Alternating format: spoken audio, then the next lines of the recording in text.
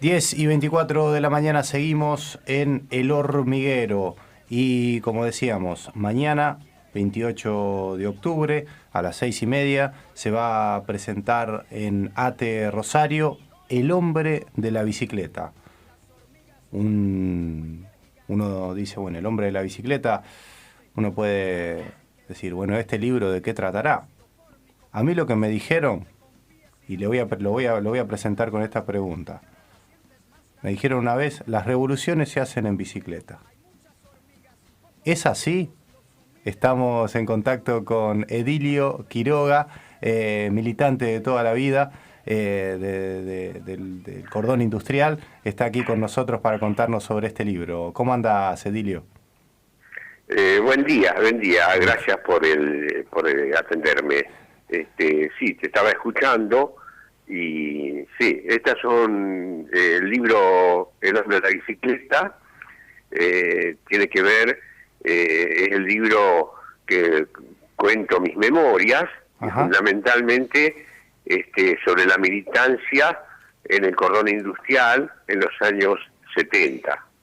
Y ¿coincidís con esta frase de que las revoluciones se hacen en bicicleta? Esperá, que no te escucho bien. Hola. ¿Ahora me escuchás? Sí. Te preguntaba si coincidís con esta frase de que las revoluciones se hacen en bicicleta. Pedaleando, Mira, andando sí, despacito. Es un poco, digamos, metafórico, Sí. Pero también tiene muchos vicios de realidad, porque la bicicleta fue el transporte de nuestra clase obrera en los 60, en los 70. Yo recuerdo los barrios de Rosario, en los barrios del Cordón, antes de la desocupación de los 90 y después de la dictadura del 76, las oleadas de gente obrera en bicicleta, ¿no? Y evidentemente, si no está la clase obrera participando, no hay revolución. Claro. Vos me preguntarás, me anticipo la pregunta, ¿no? Disculpame, Sí, ¿por qué el hombre de la bicicleta, no? Sí, estaba pensando justamente eso. Sí, esto se da que voy a presentarlo en Arte Rosario, donde es muy conocido lo del Pocho Leprati, ¿no? Claro. Pero no, esto cuando yo llegué, en realidad yo desde niño estuve en el cordón, pero bueno, después me fui, volví en mi adolescencia y ya en los años 70, los principios 70, 71, comencé a militar ahí fuertemente contra todas las dictaduras del momento, ¿no? Claro. En ese momento era el dictador Lanusse. Y nos contactamos con gente de la vieja resistencia peronista, obreros que habían resistido a la dictadura del 55, fueron perseguidos. Y en Fray Luis Beltrán nos encontramos con un señor muy humilde, un compañero, Don Di Fiore. Lo fuimos a buscar a la casa, nos ayudó, no lo encontramos. Y yo iba con un compañero de otra expresión política. Yo participé en las tendencias revolucionarias del peronismo. En ese momento iba con un compañero de otra matriz política, que estábamos haciendo cosas juntos, y fuimos a buscarlo a Don Di Fiore, que tenía una experiencia en cuanto a resistencia, y así que no lo encontramos, pero a las cuadras nos alcanza en una bicicleta, y nosotros decíamos un hombre muy humilde, con ropa vieja, con un sombrero, y nos dice que es él. Bueno, y ahí después conversamos, nos invitó a su casa a comer, compartiendo todo lo que acostumbran los trabajadores, los humildes, ¿no? Y compartir lo poco que tienen. Así que bueno, después cuando nos retiramos, con mucho respeto, nos causó mucha gracia y alegría este encuentro, y Don Di Fiore pasó a ser el hombre de la bicicleta. Así que es un homenaje a toda esa resistencia de los años 60, ¿no? Contra todo tipo de dictadura.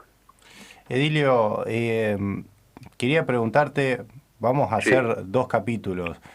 Primero, lo que vas a reflejar lo que está reflejado en el libro, me imagino que la vida sindical, sobre todo en el cordón industrial y Rosario, tiene que haber alguna referencia de esa época. Sí. ¿Cómo está contado? O sea, o cómo lo vivís, cómo podés pintarnos algún pasaje, cosa de poder invitarnos a la presentación y al libro después, a la lectura. Sí, a ver, yo no tengo en este momento, pero mira, en realidad justamente, ¿no? Lo que el libro, la motivación principal Sí, fue, digamos, rescatar las vivencias de los compañeros desaparecidos y masacrados del cordón. claro. Poyajú, por ejemplo, está en Capitán Bermúdez, ¿verdad? Ujú, Bueno, Capitán Bermúdez tiene un mítico dirigente asesinado, que fue José La Chancha López, que era la comisión interna de Sulfacit. claro. Y después, bueno, la chica está, ¿cómo se llama? Dos compañeras más, que no recuerdo bien el nombre, Carlucci, Sí, Isabel Carlucci, que era de otra vertiente política la nuestra, pero bueno, hermanada en la lucha.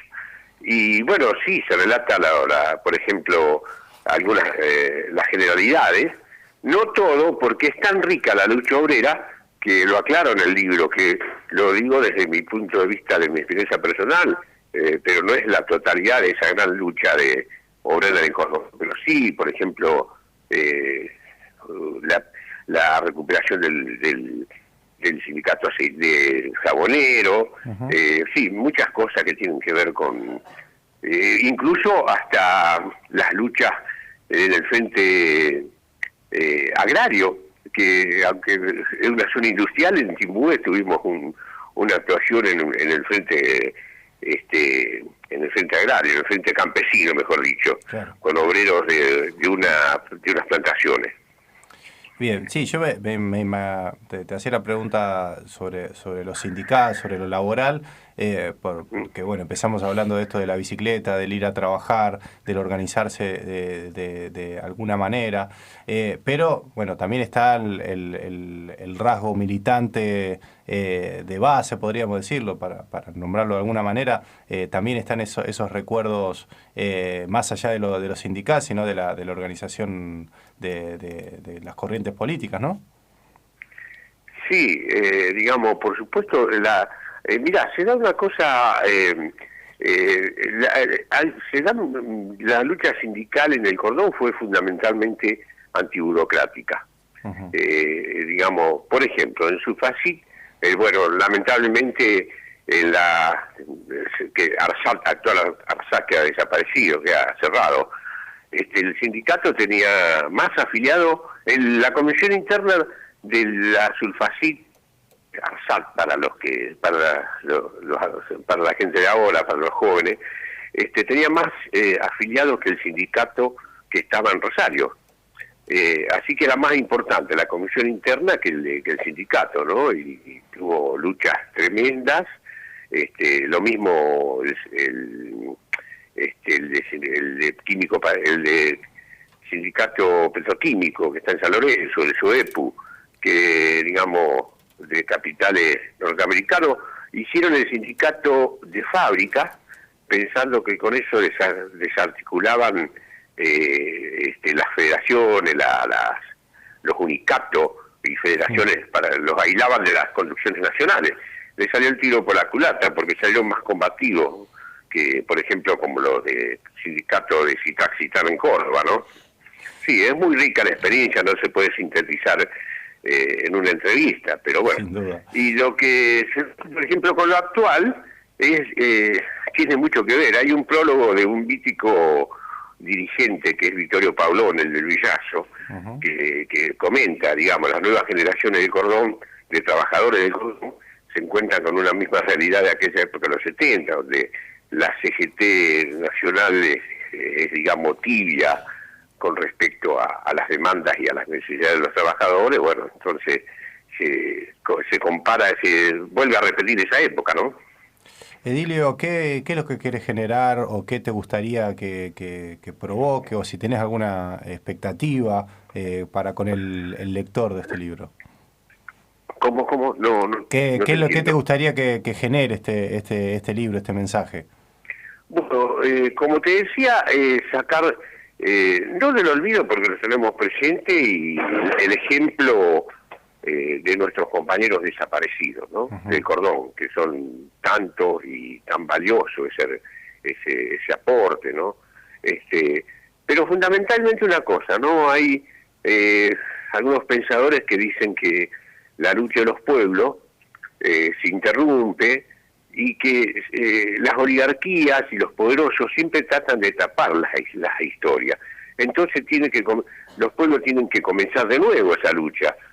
Entonces que simplemente sea un eslabón que sirva como experiencia a estas nuevas luchas, que se enriquezcan con ese pasado, y que las luchas liberadoras de esta Latinoamérica, nuestra patria grande, tienen que ser así una cadena fuerte y solidaria, ¿no? De pasado, presente y futuro. Y Edilio, simplemente que sea un sí, aporte en ese aspecto, un claro, un eslaboncito más. aporte a la memoria, que no se duerma Exacto. eso. Eh, No, pero aparte sí. que sea presente y futuro fundamentalmente, ¿no? Ujú. Porque, digamos, la historia está tan mentida en nuestro país. Me llamaron de Buenos Aires y un historiador y me contaba, bueno, se hizo larga la charla.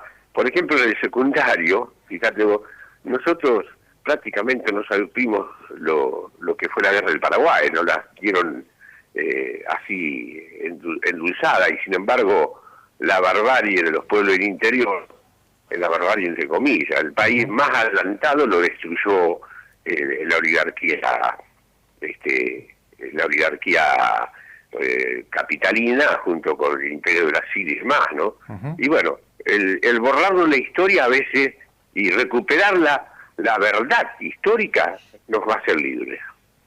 Edilio, no sé si te enteraste, o sea, seguramente sí, de el trabajo que realiza y realizó durante mucho tiempo Fernando Traverso, que es un artista rosarino, que pinta bicicletas recordando a compañeros desaparecidos, justamente las pinta en los lugares donde los secuestraron, justamente haciéndole honor a un compañero de él que cuando lo desaparecen él deja su bicicleta atada de alguna manera en la puerta y quedó durante semanas y semanas y obviamente ahí se dieron cuenta que no iba a volver. Eh, hago este prólogo primero por si conocías esta intervención de la bicicleta y la memoria, y por otro lado, ¿qué compañeros querés recordar en esta entrevista que estamos haciendo aquí en Por Yahoo, como para decir, bueno, este libro va dedicado a estos compañeros? Sí, bueno, primero que con Traverso no solo lo conozco, sino que somos muy amigos Mira. y nos vemos todos los jueves en la ronda de la plaza del 25, de la Madre Plaza 25 de Mayo en Rosario, y seguramente estará presente en ATE mañana. Eh, bueno, los compañeros, voy a aprovechar, ¿no? Ujú. Eh, en Fray Beltrán tenemos compañeros Krupa, Di Fiori, Ramón, el hijo que da origen al nombre de la bicicleta. El hijo Ramón es un desaparecido más, Rafael Carroza, Hugo Parente de San Lorenzo, María Cuatrín, querida compañera de 19 años que vivía en el límite de Capitán Bermúdez y Fray Beltrán. Casi todos ellos fueron secuestrados y desaparecidos dentro del Arsenal Batallón 121. Hubo un centro clandestino de detención, allí fueron torturados y asesinados. Así que bueno, el recuerdo fundamentalmente, al margen de algunas aclaraciones, puntos de vista políticos, este libro es de ellos fundamentalmente. Así que bueno, y que aclaro, Franco, que ya me preguntaron, dice, ¿cómo no lo presentan en el Cordón, en San Lorenzo? Claro, Sí, estaba pensando justo. sí, ahí le voy a dar gracias a la CTA del Cordón, y específicamente al gremio de AMSAFE, que me ha propuesto presentar el libro, y lo he aceptado en el local de AMSAFE en San Lorenzo. No tengo la dirección, creo que en la calle Porteo o algo así. Lo vamos a presentar el día 11, viernes 11 a las 7 de la tarde. A las 7 de la tarde. Bueno, Sí, pero bueno, mañana lo espero acá y después como en Ate Rosario. Vamos a tomar algunas copas. Bien, Edilio. Un fuerte abrazo, te agradecemos muchísimo y vamos a seguir difundiendo. Mañana 28 de octubre, 18:30, en Ate Rosario, San Lorenzo al 1800, el hombre de la bicicleta. 1879. 1879, exacto. Bueno, Edilio, muchas gracias, un fuerte abrazo y bueno, nos encontramos mañana. El agradecido soy yo, y un gran abrazo a ustedes, al programa y fundamentalmente a esa hermosa arma comunicativa del pueblo que es Poyahú. Un fuerte abrazo, gracias también por el piropo. Hablábamos con Edilio Quiroga, bueno, militante de toda la vida, sobreviviente de la última dictadura cívico-militar. Comenzó como decíamos, su militancia en los 70, en la tendencia revolucionaria del peronismo, en la zona de San Lorenzo, del cordón industrial, y reúne las memorias de los compañeros de esa época, de los desaparecidos, de los que sobrevivieron, en El hombre de la bicicleta. Este libro presentado mañana en Ate Rosario a las 6:30. 6:30. 6:30.